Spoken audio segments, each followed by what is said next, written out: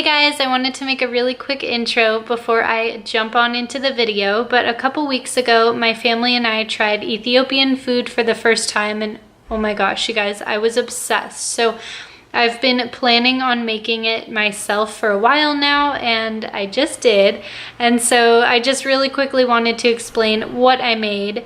I made the injera. It's like an Ethiopian flatbread. It's very hard to make.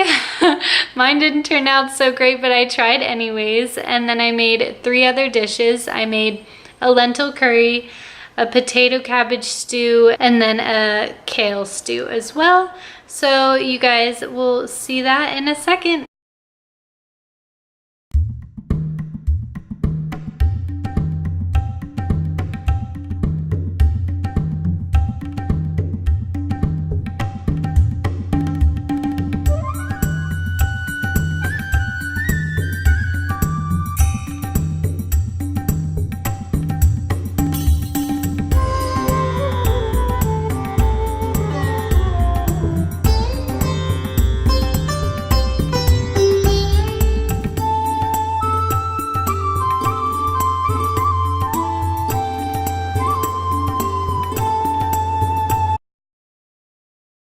So this is everything you're going to need for the lentil red curry.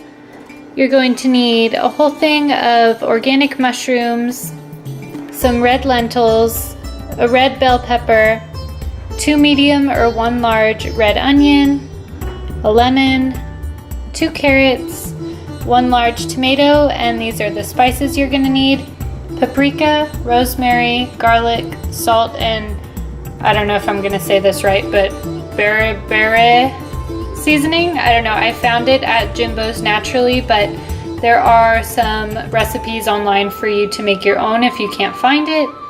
And then veggie broth, and finally Dijon mustard. Okay, so in a small bowl on the side, I mixed 2 tablespoons of veggie broth, 1 teaspoon of Dijon mustard, 1 teaspoon of paprika, and 2 tablespoons of the bere seasoning, and I'm just going to mix this all around and leave it on the side for later in the recipe. Oh, and also, I lied, 1/2 of a lemon juiced.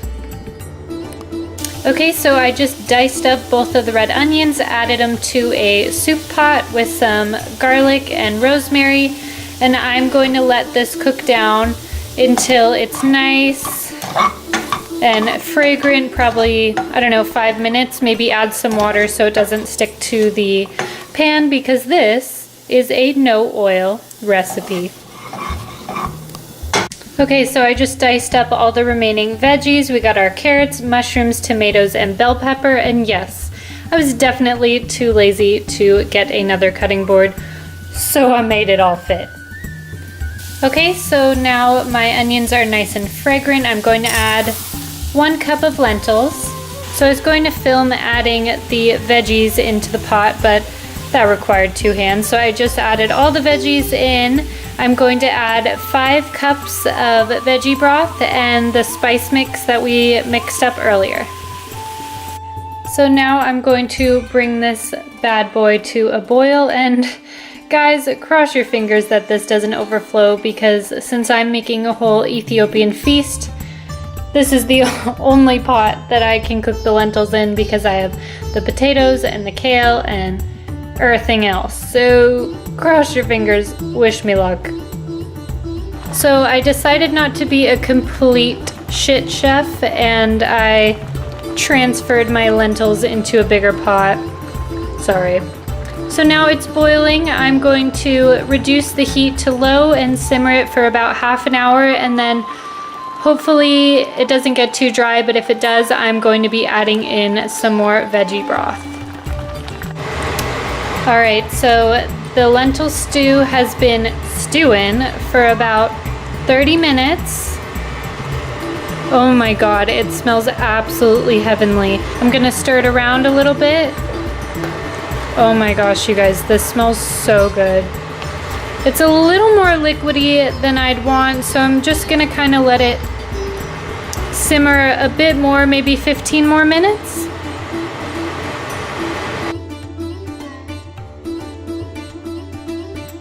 Okay, so this is everything you're going to need for the Ethiopian potato, carrot, cabbage stew.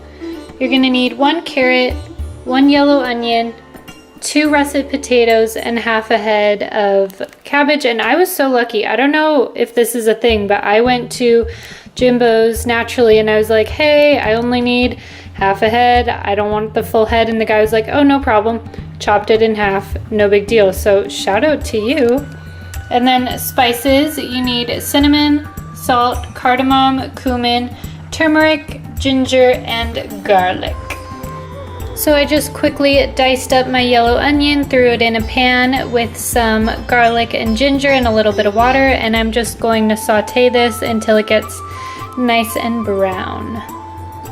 So I just added in all the veggies, including the carrot. I'm gonna start to incorporate that, and then I'll show you guys when I add the spices. So now I just added a 1/4 teaspoon each of cumin powder, cardamom powder, cinnamon powder, and a little bit of salt. I'm gonna stir this up, put it on low, cover it, and let it cook for probably 15 minutes. Alright, so the potato cabbage stew has been simmering on medium heat for about 15 minutes. Gonna check on it.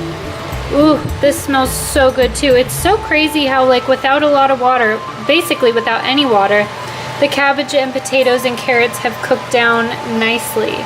So this is just about done. I'm just gonna keep it slightly covered like this, turn the heat off, and just kind of keep it warm until we decide to eat.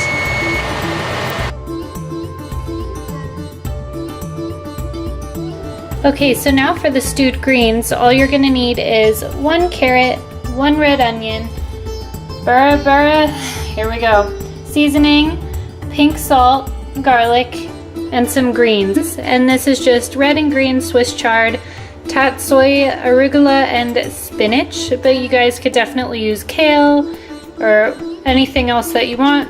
This is just what I have in my refrigerator.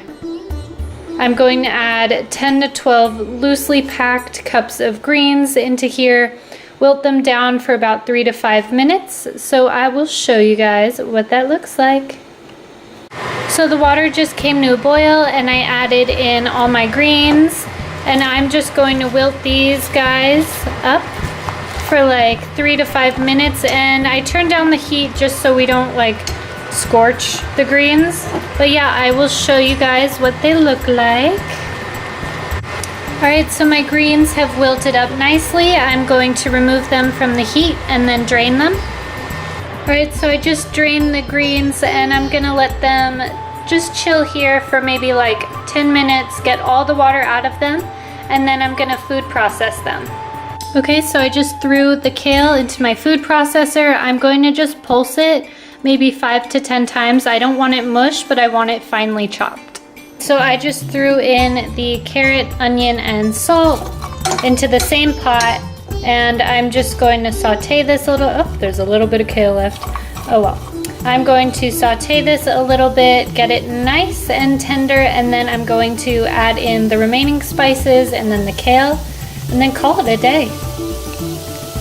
So I just added the kale, garlic, and burra seasoning, and I'm just going to reduce the heat to low and let this simmer for about 5 to 10 minutes. Alright, so this looks like it is done, and you guys, I am always shocked how literally that huge tub of kale cooks down into what, like nothing, literally nothing. But this will just be a very small side. And oh, I didn't even tell you guys this. All this food is just for my boyfriend and I. Obviously, I'm planning on having leftovers, I would hope, but this will probably get eaten all tonight. Oh, that is my timer. Yes, so this is literally done.